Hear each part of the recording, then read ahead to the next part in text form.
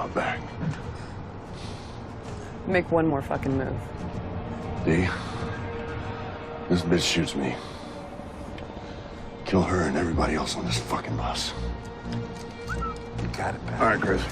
Yes, sir. Hey, Joe, how are you? Good, man. Good. How you doing, Steve? I'm doing good, Joe. It's been a minute. I know you and I, this is the first time we're actually doing a FaceTime with each other, which is Yeah. great. I was thinking about you for some reason. You came to mind, and I was like, I want to get him on my podcast. I bet he's got a really good story. I am honored, man, and I deeply appreciate it. It is such a pleasure to have you. My name is Joe Ochman. I have been an actor, or I've been in the industry in one way or another since 1979. And it's I think I have the weirdest career of anybody. I went to school to be a psychologist, ended up in acting and directing because you learn the same things and don't have to do a thesis. Wanted to go into radio when I got out of college and because I discovered radio, and then gave that up for various reasons, because when I got out of college, all the stations were going automated. So it's really weird. So I did a play. People said nice things about it, and I said, let's be an actor. Let's try that, see what happens. And this is back I lived in Connecticut and I worked down in New York, and took a commercial class because I figured, bald character guy is going to get into commercials, and it worked. I was doing pretty good, and I started doing a little bit of voice stuff while I was there. What I really wanted to do was theater. I wanted to be on Broadway. That was the plan. Yeah. Okay. Was always the plan, and I auditioned for a few things, but never. It didn't untrack. Then I came out to L.A. What year? In 91. No, 92. No, 91. 91 I came out. And the idea was to come out for a couple of months, see if I'm marketable, and then go back. Because I was working UPS. That was my job. I was never a waiter. I worked on a loading dock at UPS from 3 to 9 in the morning. Nice. Loading trucks. So I never slept. I would get up. My day was get up at 2 in the morning, go to work at 3 in the morning, get out at 9. Go down to New York on the train and do whatever acting stuff I had to do, come back out. I was teaching kids for a few years, acting. I was directing plays, do that, then do whatever I had to do to prep for the next day and get to bed at midnight. I had 2 hours of sleep for 12 years. I do not know how. Oh my God. This is in the 90s. This is in the 90s. Yeah. Oh my God. So, this is in the 80s. That was in the 80s. Oh, that was in the 80s. That was in the 80s. Yeah. When I was back in Connecticut. Yeah. Okay. And then the 90s, I came out here, and commercials. I came out because things were drying up a little in LA. But my career has always been, when one thing dips, another thing pops up.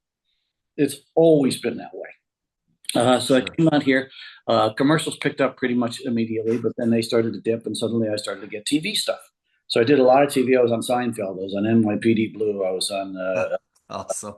A lot of TV.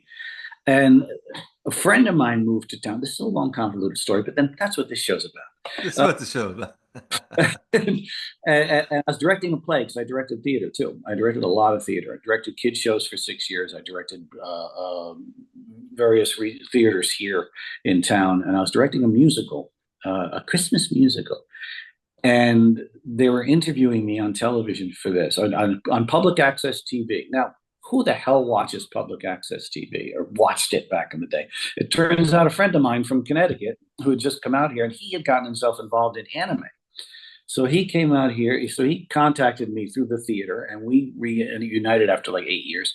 And he got me into anime. I started doing voice work, and did a bunch of anime. And because of that, I met a lot of people who got video games. I'm now the guy. I have to say it this way: I'm the current voice of Jiminy Cricket. Oh, really? Yes. Yeah. I tell you, weird ass career. So in the middle of all this, through all this, because I directed, people started to come to me for coaching. So I started coaching here and there, and whenever people come to me, I always do it word of mouth. I wasn't a big advertiser. Still, I'm not a big advertiser. When people come to me, I coach them, and so I was taking a karate class. And there was a girl in the karate class who was an actress, and I coached her for a while, and then she became a producer.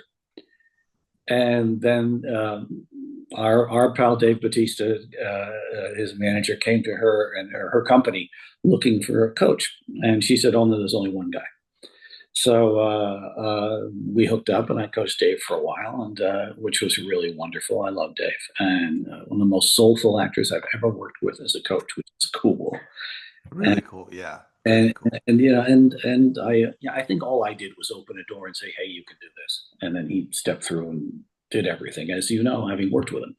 Yeah, And for sure. oh, great guy, great actor. And so I sort of became the guy that people who are transitioning from one career into another career into acting would come to. And that's kind of still where I kind of stand right now with that. And I'm still acting. I'm still doing voice work. The pandemic put me into hiding, but like much of us in voiceover land, when you're in hiding, you make a home studio and you work from home. So I did a lot of work from home, and it was amazing that I got through it that way, which is cool. And I'm just still out here doing all kinds of things. Joe, I gotta say, we went through a lot of stuff pretty fast. Yes, whipping through. And as a matter of fact, there was some time skips back and forth in the 80s and the 90s. You want to fill it And in? You go ahead. I'm gonna fill it. I'm gonna fill in all the gaps as there's gonna be a good conversation here. So, what made you want to be an actor in the first place? I don't know. I mean, I didn't have this, oh, I must be an artist thing. I never had that. I just liked it. And I liked the idea, and I didn't need the attention. I just liked the idea of doing something ridiculously creative that could have an impact. To be able to help somebody to learn or to laugh or to cry if necessary, or to have a catharsis of something in their lives. There's kind of no substitute for being able to do that. And of course, theater was the first way I did it, and there's no substitute for feeling it happen while you're on stage. Yeah. As a director too, you go out, you as a theater director, one of the things I do as a director is I want people to have a visceral reaction, a physical reaction. When you see an audience, when you hear a whole audience go, oh, or hear a big laugh burst out, or hear a laugh start and then get louder because of something you did and then dip. I think that's why I do it. I think that's why I do it. That's why I do it. Two questions. How old were you when you first decided to be going towards this direction? Well, I did do a play when I was 7, but it was a Christmas play at school. But Okay.